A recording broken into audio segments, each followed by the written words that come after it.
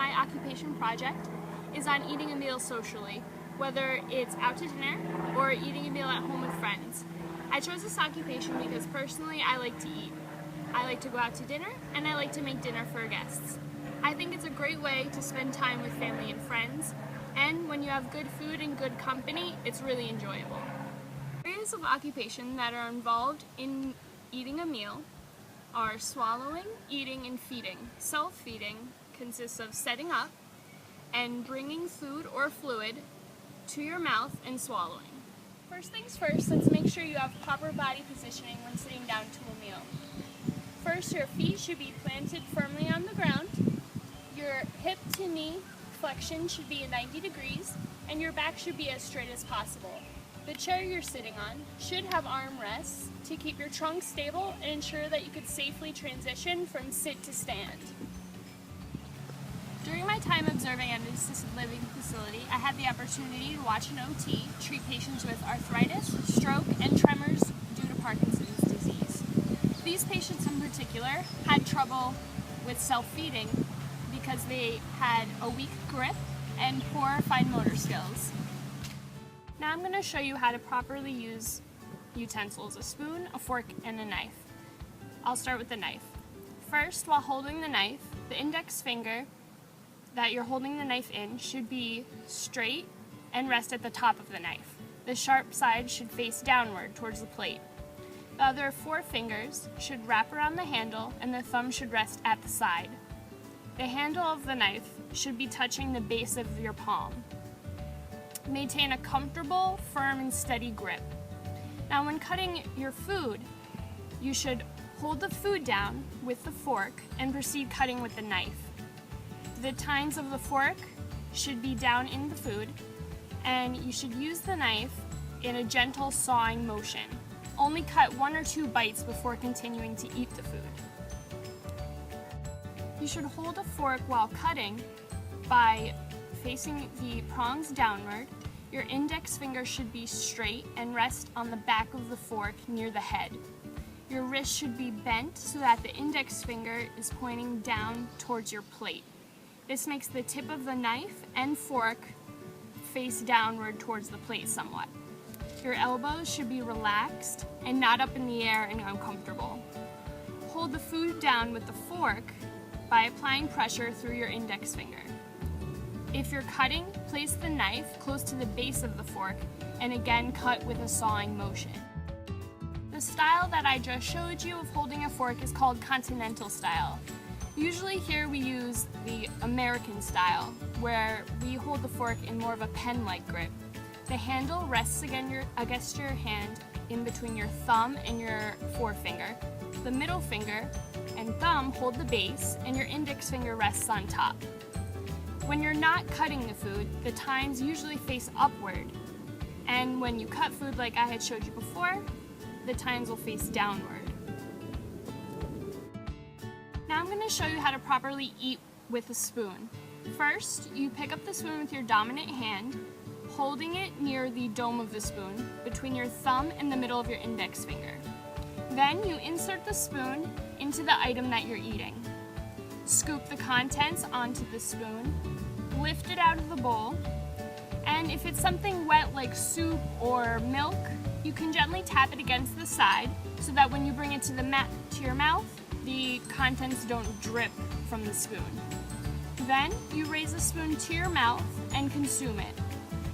After, you should leave your spoon clean so that you don't drip any more contents onto the table or onto your lap. Showing you some clips of different adaptive equipment that can be used for people who have trouble self-feeding.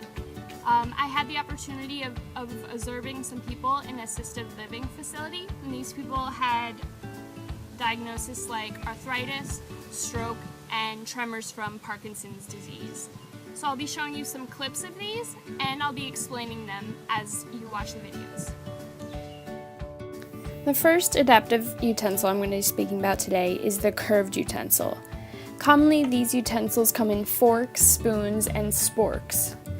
Because maneuvering food from plate to mouth requires flexibility of the wrist and upper extremities, angled spoons and forks make self-feeding easier for those who have limited range of motion. These utensils also have those who have trouble with grip strength, because most of these utensils also have built-up handles, just like the fork and spoon that are shown. The next adapted utensil that I'll be talking about is the weighted handle. Weighted handled utensils are meant for clients who suffer from tremors, like those who have Parkinson's disease. The weighted handles help keep the hand steady and increase control of the utensil. One negative feedback I did get from an occupational therapist was that clients who have weakness can get fatigued very easily while holding the weighted utensil. And while I did shoot this demonstration video, I did notice that the utensil was a lot heavier than what I was expecting, so I definitely could see how people who are a little weak can get fatigued really fast. This is the plate guard. Now plate guards can come in either plastic or metal, and the point of this is to keep food from sliding off of the plate. This is good for individuals who have tremors or use in only one of their hands. Plate guards can also be used to help scoop food onto utensils. Like you can see in the picture above, it looks like the person is using the guard to scoop the strawberry pie on their plate. Now this is the rocker knife. The rocker knife allows clients with weakness to cut food with ease. It's also used for clients that have function in only one of their hands. This allows individuals to rock the knife back and forth to cut food, instead of having to use the sawing motion, which requires a stronger grip and a wider range of motion. This is the universal cuff. It allows clients who have limited functionality or decreased grip strength to use utensils independently.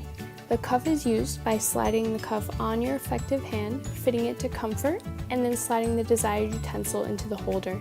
These cuffs are perfect for people who have very limited to no grasp at all. Because standard eating utensils have narrow handles, those who have arthritis and other hand limitations have difficulties managing them. Those who have arthritis, for example, have trouble handling regular utensils due to their weakened grip, and using common utensils can be uncomfortable and sometimes even painful. Built-up handles, like the ones you see, are very popular adaptive pieces of equipment for clients who have a weak grasp and limited strength and range of motion in their digits and wrists. Built-up handles make using common utensils easier because it increases the diameter of the normally narrow handle. Built-up handles can be purchased as one unit, and as the video demonstrates, some built-up handles can be purchased separately and slipped onto already owned utensils to make dining with others easy and less cumbersome. Adaptive equipment is very helpful for those with disabilities. They can eat socially with dignity and without fear. Use of these utensils can be used to enhance a person's independence in performing an occupation that's important to them.